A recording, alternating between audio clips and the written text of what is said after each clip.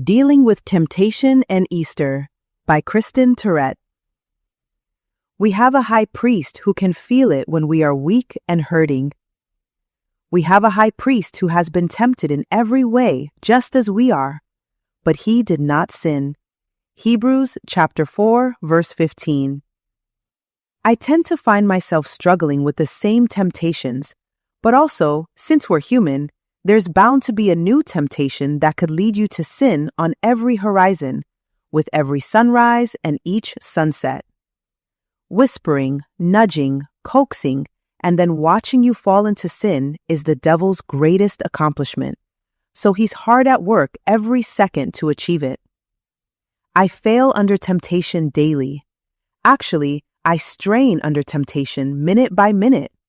So, I've been working through a study on temptation, and it's caused me to think a lot about that first Good Friday and the resurrection 3 days later. Because the very fact that Jesus was tempted in every way, yet did not sin, is foundational to his saving grace. On the cross, Jesus, having fulfilled the law, provided the path for us to spend eternity with him.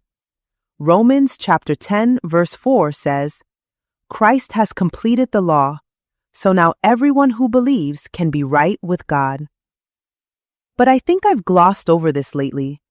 I've not basked in full astonishment as I should have about Jesus, the high priest from Hebrews chapter 4, verse 15, beating temptation his whole earthly life. Can you imagine this? He turned away from temptation every time, and therefore, obviously, never sinned. This is miraculous. Why isn't this talked about and studied as much as all his miracles, especially at Easter?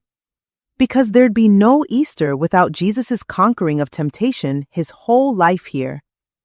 This journey was the very reason the cross was the cross. What a marvel!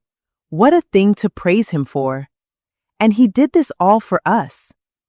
I hope this Easter season we all take time to worship Jesus for defeating temptation once and forever, so that now we can overcome temptation and sin with his help.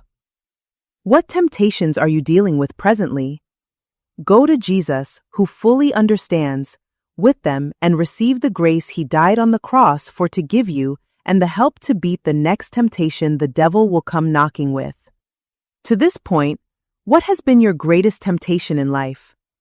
What have you done to defeat it? What role does your faith play in avoiding temptation on a daily basis? When you consider that Jesus led a sinless life by fending off temptation after temptation, does this give you hope for your own life?